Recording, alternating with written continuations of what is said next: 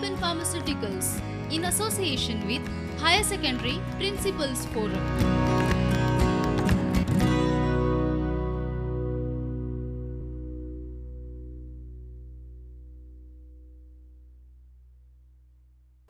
Hello everyone, I am here with you all with standard 12 sociology subject. In 12 sociology, we have got two textbooks. First one is Indian Society and the second one is Social Change and Development in India. I am going to start with the first textbook, that is Indian Society. Now, this entire textbook introduces the basic structure of Indian society. There are altogether 7 chapters, and I am going to take you to the first 2 chapters. Now, the first topic is introducing Indian society. Of course, yes, this is introductory topic in which we have brief outline and the highlights of all 7 chapters which are there in this textbook, which we are going to study in detail when we are going to take these chapters one by one. Apart from this, there are some focusing areas which indicates in advance larger social processes at work shaping Indian society. Broadly speaking, Indian consciousness took shape during British colonialism. British system of governance was established in India in the year 1858 and came to an end in the year 1947. All over India, the people were subject to the British administration. There was British Raj and British colonial rule.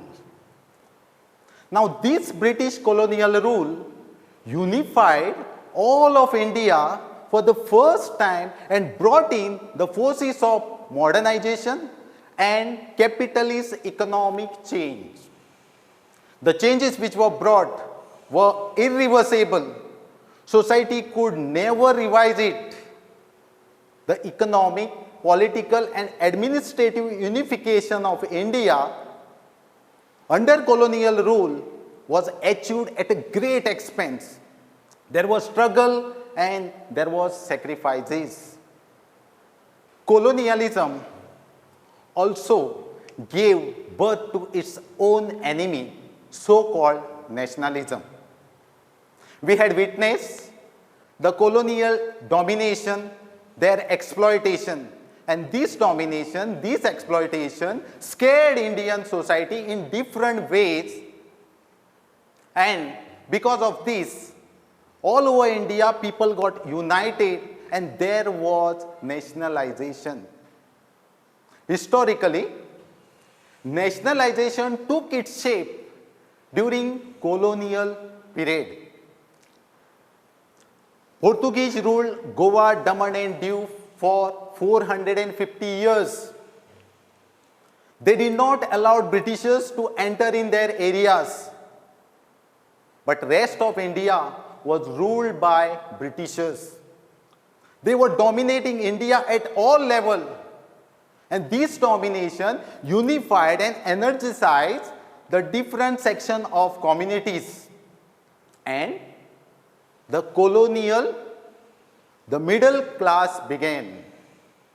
They took a very good advantage of Western style of education and started opposing and challenging colonialism. This Western style of education also give them support, the power and strength to rediscover the tradition, and it led to the development of culture at national and religious level. Colonialism also created several classes and communities. The urban middle class were the main carriers of nationalism. They led the campaign of freedom to free India from the British rule. Now, these are the important areas in this topic. There also, not only that, there is also the colonial intervention, who crystallized in this colonial intervention also crystallized the several religious and caste-based communities. They too were the major players. This is what we have a brief introduction in this first introductory topic. And here we need to concentrate, as far as examination point of view, we need to concentrate specifically on MCQs, that is multiple choice question. I must mention here these areas which are very focusing areas. Under which period the Indian consciousness did take shape? Colonial period is the right answer. To which enemy did the colonialism give rise? It is nationalism. Who were the main carriers of nationalism that led campaign for freedom? They are the urban middle classes. And finally, we have which rule unified all the Indians for the first time and brought in forces of modernization and capitalist economic change, and that rule was colonial rule. So these are the very important areas we need to focus in this introductory topic, introducing Indian society. Now let me take you to the next topic. We have demographic structure of Indian society. Now under this topic, let us study what is demography, the meaning of demography. Demography is a systematic study on population. The term is of Greek origin, divided or composed into two words, demos, which means people, and graphin, which means description. And when we combine these both words, the meaning what we are getting is a description of people. Demography is a systematic collection of data on people residing within the territory. This demography suggests the process related to the population, which includes rise of population, growth of population, birth, death, change in population, and migration. Demographic data plays very important role. There are different varieties of demography. Formal demography, which is a quantitative field, and social demography, which focus its attention on social, economic, and political aspect of population. This demographic data is very important in planning and implementing the state policies like economic development and welfare of general public.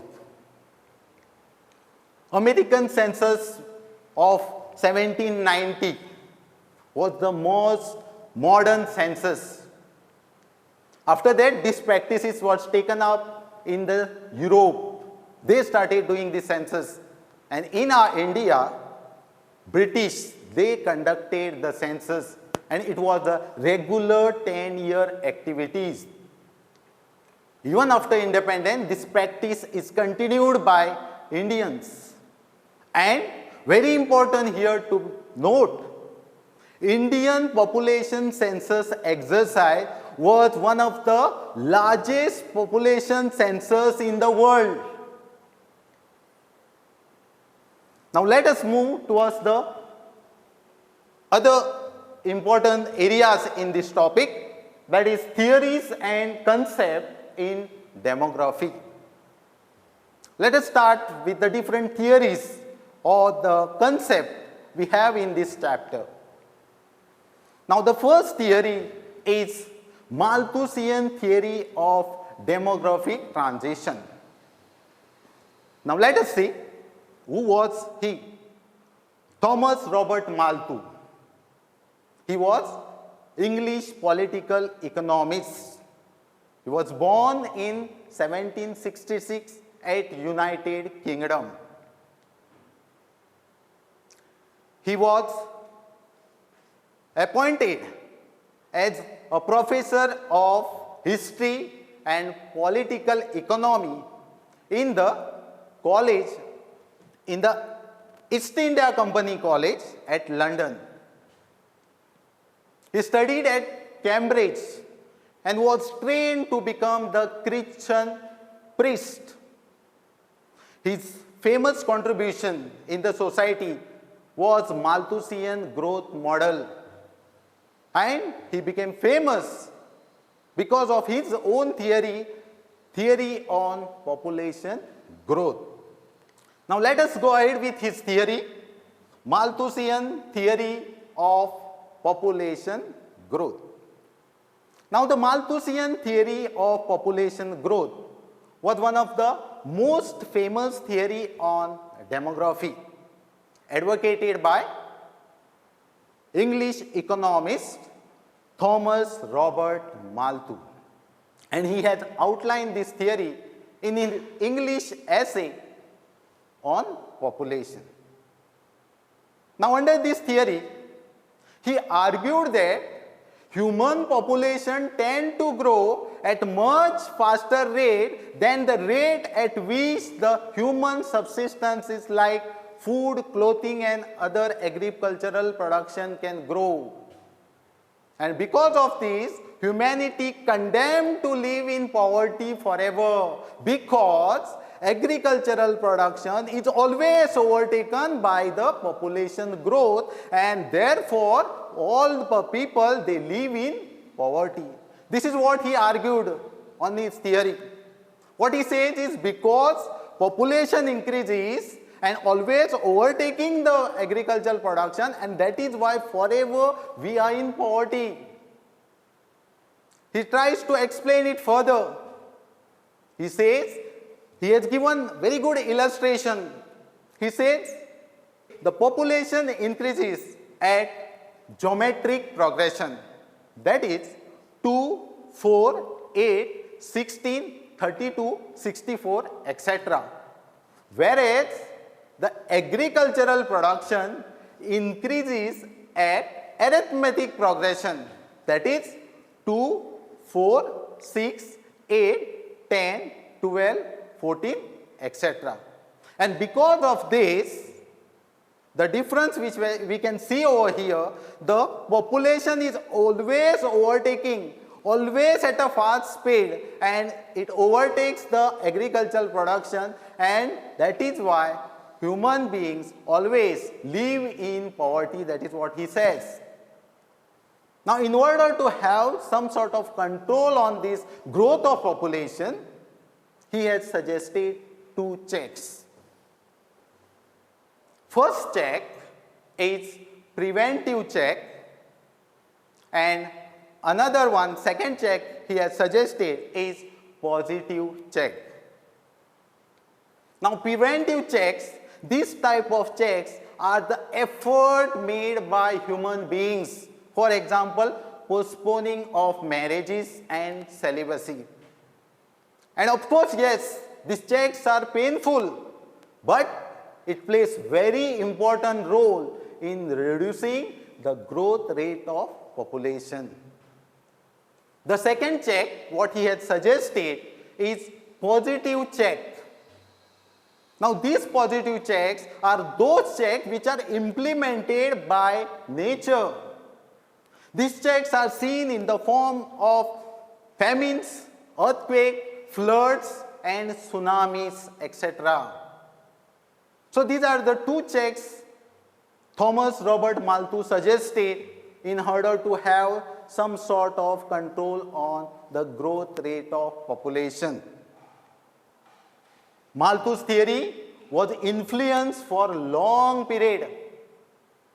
But later on, scholars, liberal scholars and other theorists started challenging the Malthus argument. They criticized him. They criticized him saying, population is not necessarily limited to the human subsistences like food, clothing, shelter, etc. Secondly, they said, population increases, but the means of human subsistence does not increase at all. He was also criticized by saying that both food production and standard of living increases despite of population growth or despite of rapid population growth. What Malthus says is, we are poor because only the agricultural production is always overtaken by the population.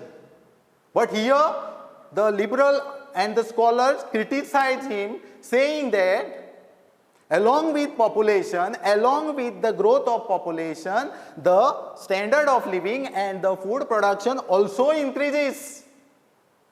And finally, the scholars also criticize him, asserting poverty is caused only with the growth of population. What Malthus said. But there are other reasons also to the poverty. So this is what the theory Malthus gave. For a long period, this theory was accepted, and finally he was challenged by the theorists or the liberal theories. Now next, in this topic, we have got other theory, the theory of demographic transition. Now in this theory, the theory of demographic transition suggests that population growth is linked to overall level of economic development, and every society follows typical pattern of development related to population growth. Here there are three different phases of population growth. Stage 1, underdeveloped society. Stage 2, developing society. And stage 3, developed society. Now further, with the help of this graph, we can understand the theory of demographic transition in better way.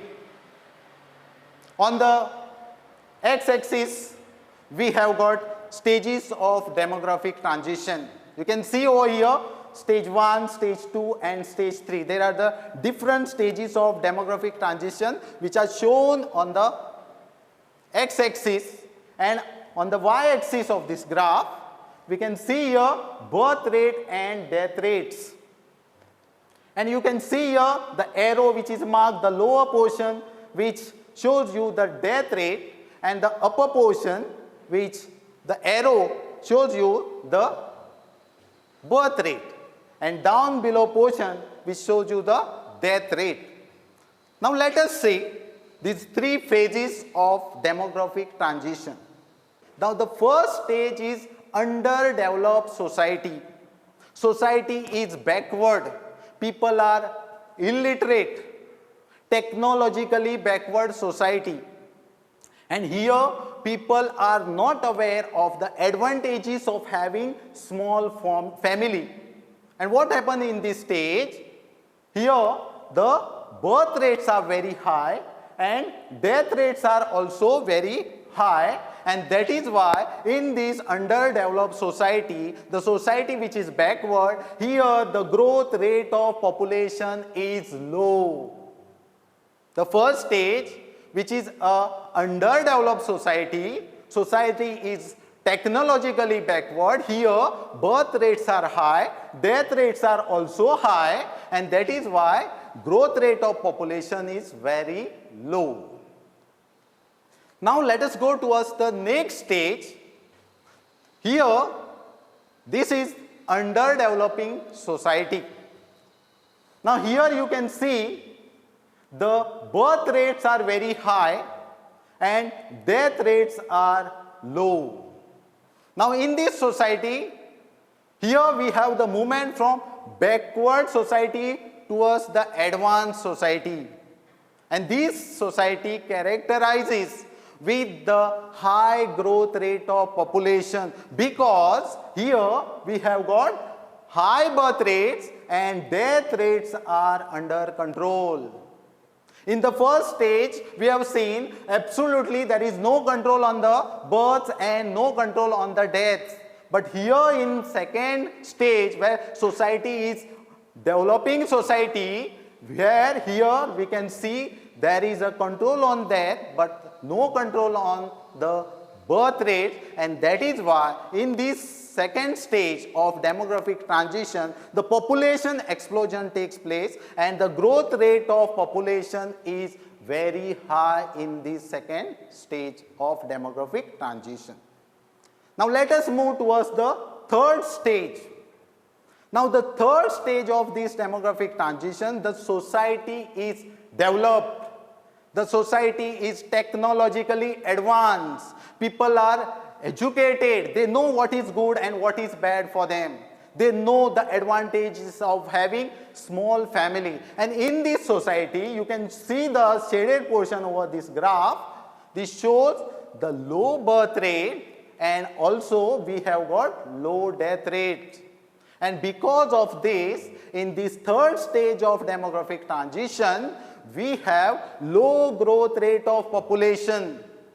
The first stage we have got low growth rate of population, second stage we have got high growth rate of population, and third stage again we have got low growth rate of population, because the population and the increase of birth rate is under control and deaths are also under control, because they have got all the facilities to take care of their population. People are illiterate, people are educated. They are not illiterate, they are educated. So this is what the theory of demographic transition suggests. Very important theory of demographic transition. Now let us move towards the next subtopic under this chapter, factor responsible for decline of death rates in India, or factor responsible for decline of sex ratio in India. This is the topic. We will start with this topic now. Now the sex ratio is important indicator of gender in population. There are so many reasons why sex ratio is declining in India. The first reason we can cite over here is maternal mortality. Now what is this maternal mortality? This is the reason why there is a fall of sex ratio, because there is an increased risk of women who die in the childbirth. Earlier, children used to born in the houses. There was no education, no medical facilities, no communication facilities, and this maternal mortality was increasing. There is a decline of this maternal mortality because there is improved level of development in nutrition, medical advancement we have, transport and communication facilities, and general education also plays very important role to decline this maternal mortality. Second reason we can cite over here is female infanticide. Now the female infanticide is killing of girl child because of religious or cultural reasons. And because of this, the number of female child is coming down. But today, important is being attached to the modern techniques. The sex of the baby is determined at a very early stage of pregnancy, and this helps to identify and select the baby boy or baby girl. So this is the another reason why we have decline of sex ratio in India. Thirdly, we have neglect of girl baby. This is also one of the important reasons why sex ratio is coming down. Neglect of girl child in infancy also leads the sex ratio to come down. The practice of dowry system where parents has to pay large amount of dowry payment to marry their daughters. But the poor family, they were not able to afford it and they used to neglect the girl child. There was a death or there was a killing of girl child. But today we can see the prosperous family, the child ratio is declining in these prosperous family who have got all facilities. But these families today we are witnessing they have got this decline of sex ratio. Now the next factor we have under decline of child sex ratio in India is abortion. Sex specific abortion also prevents the child from being born. So this is also plays very good or very important role in the decline of sex ratio in India. Next we have sonogram. Now sonogram is diagnostic technique or diagnostic device used to identify genetic disorder or any other disorders. Now if you identify any genetic disorder, then subsequently selectively they used to abort the fetus or the fetus. So this is the another reason why we have got decline of sex ratio in India. Next we have health factor which plays very important role in declining sex ratio in India. During pregnancy, if the lady is suffering with any health issues or he is suffering with any diseases, then ultimately it affects to her subsequent pregnancy, which leads to the decline of sex ratio in India. So this is what the reason behind why there is a decline of sex ratio in India. We'll just move ahead with this topic, and what we have is population policy in India. Now population dynamics is very important. It crucially affects the developmental prospect of nation as well as the health and well-being of the people. Developing countries especially get affected with these regards. Our own country, India, they have official population policies. In fact, India was the first country in the world to announce these population policies in the year 1952. Now let us have a light over these policies. The first, we have achieve 100% registration of birth, death, marriages and pregnancy. So it is mandatory on all of us. We need to register our birth, deaths, marriage and pregnancy. Secondly, we have make a school education free and compulsory and reduce dropout at primary and secondary level. We also have reduce infant mortality rate, the death of the child within 1 year period.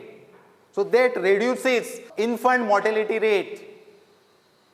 promote delay marriages for girls so that we can have some sort of control on the growth rate of population. Next, we have prevent and control communicable diseases. There are so many diseases, so we need to prevent those diseases. Number of poor and powerless people, they were forcibly sterilized. Earlier, people used to give birth to the large number of children and they were unable to take care of them. But these people were forced to sterilize, go for sterilization process.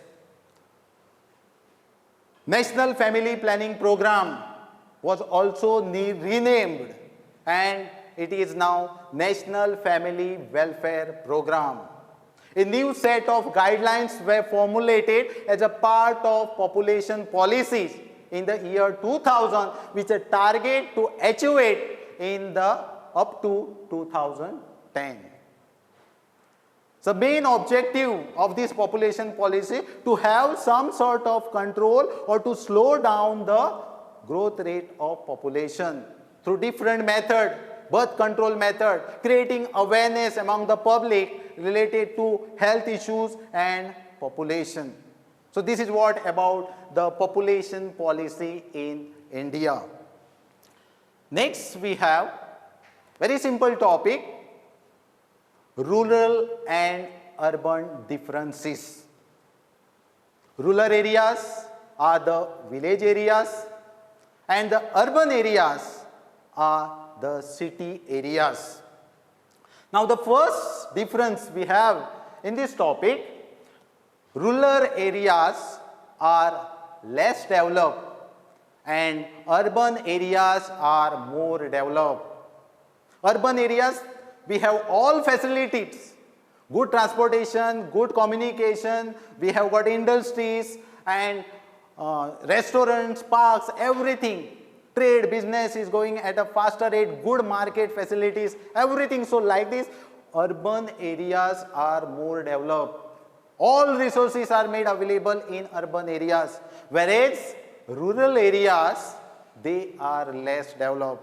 Sometimes we are witnessing the villages, they don't have proper roads, they don't have proper electricity supply, water supply, they are struggling there.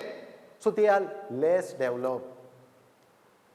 Second difference we can see, rural areas, literacy rate is very low, whereas in urban areas, literacy rate is very high. All educational institutions, professional colleges, schools, they are all made available in the urban area and people are taking very good advantage of all these educational institutions. They are sending their children in the schools and colleges. They are more literate. On the other hand, if we see the rural areas, the people, they are less literate. Sometimes the poor people, they cannot afford to send their children in the school, maybe because they are suffering with the financial problems. So the literacy remains very less in the rural areas.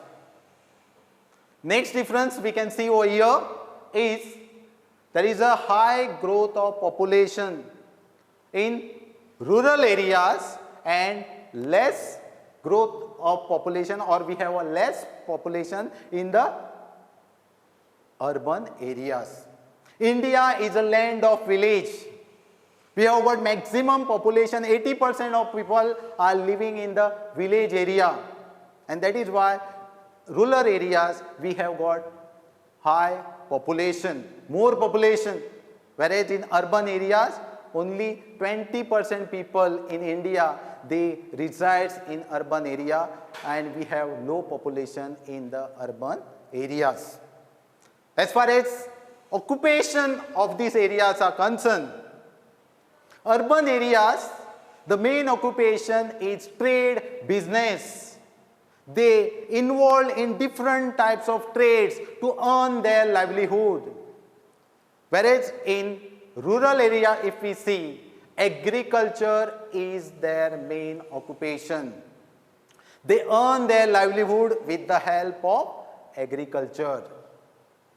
And final difference we can see over here is the interaction with stranger is very less in rural areas, and the interaction with stranger is high in urban areas.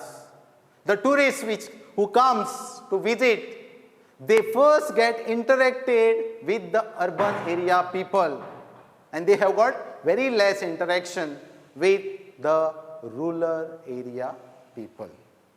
These are the differences between urban areas and rural areas we have in this topic. Let us move towards the next subtopic. What we have is literacy. Now, literacy is instrument of empowerment which gives us power. Greater literate the population, more career option we have. Literacy leads to the health awareness and fuller participation in cultural and economic well-being of the community. After independence, the literacy level has been improved a lot. 2/3 of India's population is now literate. Now, this literacy varies across gender, across regions, and across social groups. Now, let us go through first one, that is across gender. Now, literacy rate of female all over India, across India, is low comparative to the male. The literacy of female is less compared to male literacy, that we can see with the help of this table. Now, this table shows the literacy rate of India. Right from the beginning, immediately after independence in the year 1951, we can see here the total number of person in percentage we have got 18.3%. In this, male literacy is 27.2%, and female literacy what we have over here is 8.9%. And see the gap, the difference between male literacy and female literacy, it is 18.3%. This shows we have got more literacy with male than less literacy with the females. Again, if we see 10 years later, 1961, here total number of person in percentage we have 28.3, in which we have got male literacy is 40.4%, and female literacy we can see over here is 15.4, just 15.4, and see the gap is increasing. 25.1% differences we have got in the year 1961. So, comparatively, male literacy is more and we have got female literacy. So, as far as gender is concerned, throughout the country, across the country, the female literacy is low than the male. Even we have got the latest updates, 1991. In this year, we can see the total number of person in percentage we have got 52.5%, in which we have got male literacy, that is 64.1%, and we have got female literacy which is 39.3%. And see the gap now, it is very good sign for all of us. See the gap is reducing. The gap, the difference between male and female literacy in India, the gap is reducing 24.8%. Earlier it was, see how it was in big gap, 25%, or we have got 24%, 26.6%, but now it is reducing. That means females are having more literacy, but all throughout this year, if we see, always male literacy is more.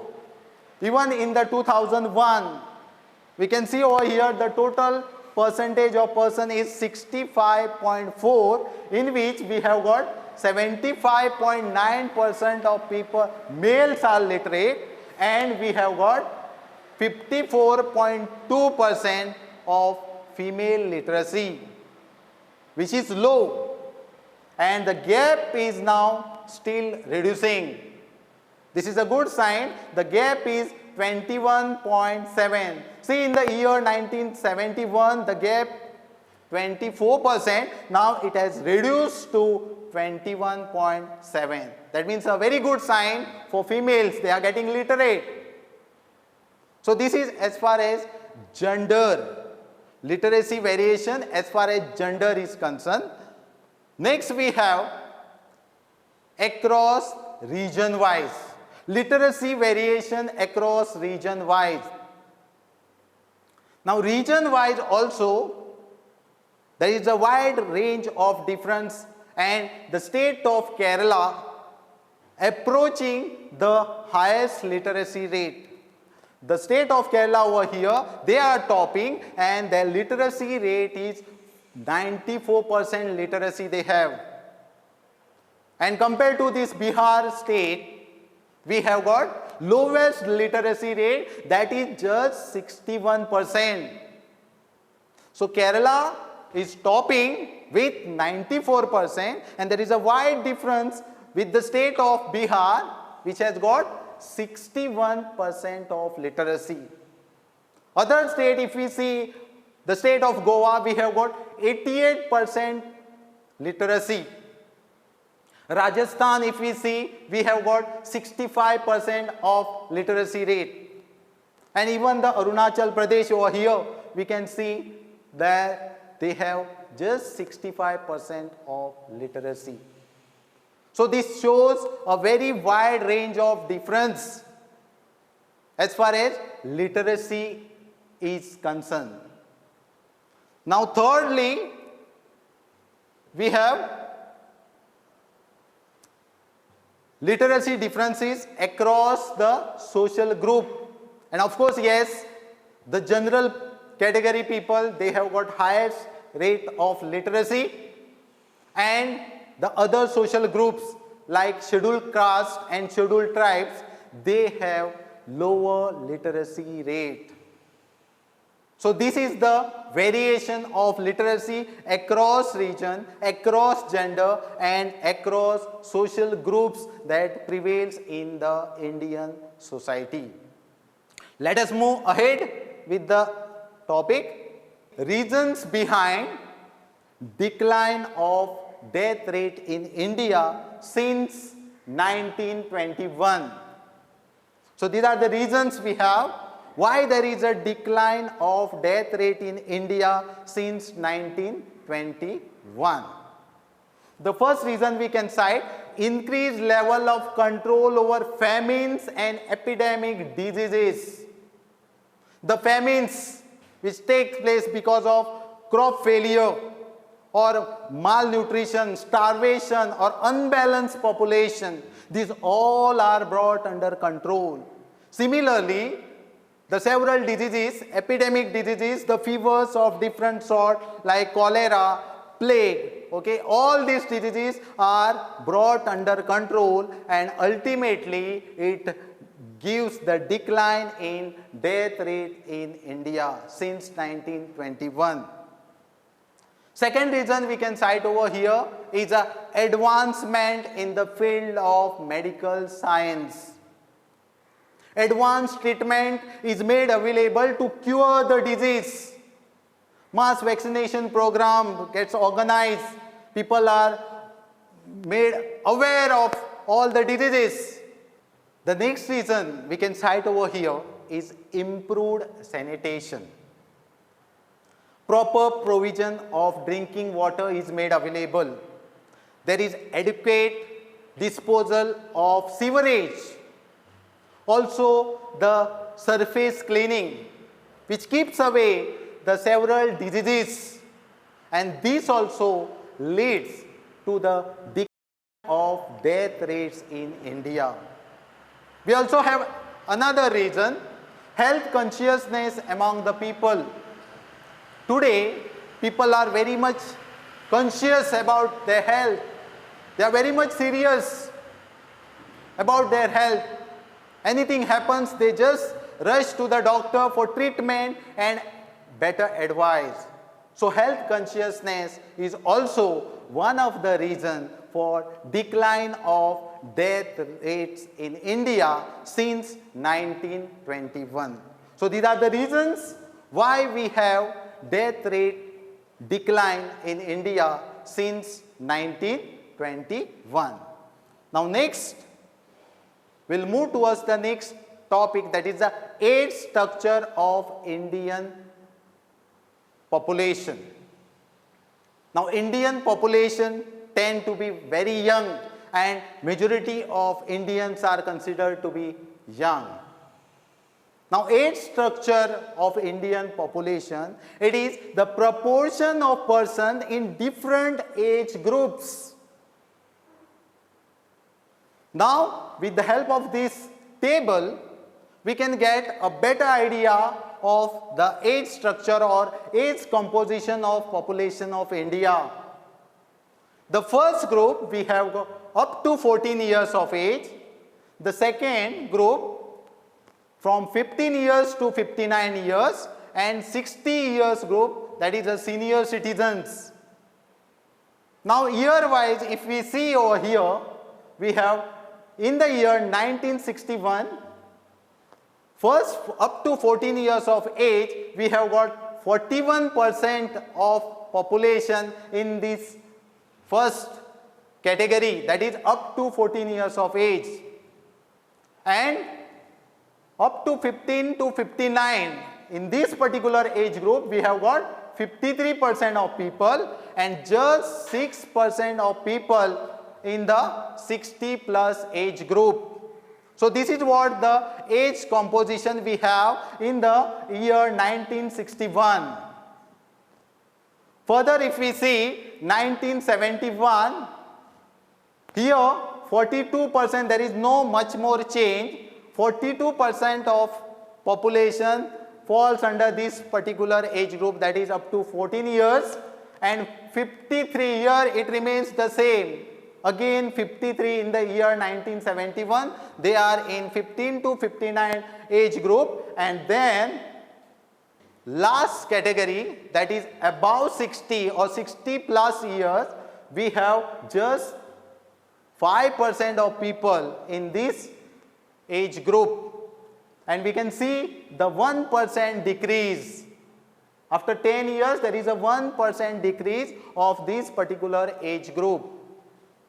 If we see here down below in 1991, this we can see the total number of population is 38% in the first category, that is up to 14 years of age, and 56% in the second category up to 15 to 59, and the last category, if we see 60 plus years, here we have 7%. There is again increase we can see here in this third category, that is 60 plus years group.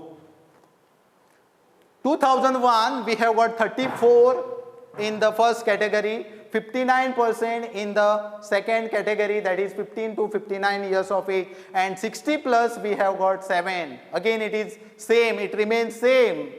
And the latest updates from 2011, we have got 29% of population in the first age group, that is up to 14 years, and 63%, see the rise, the 63% of population we have in the 15 to 59 years age group.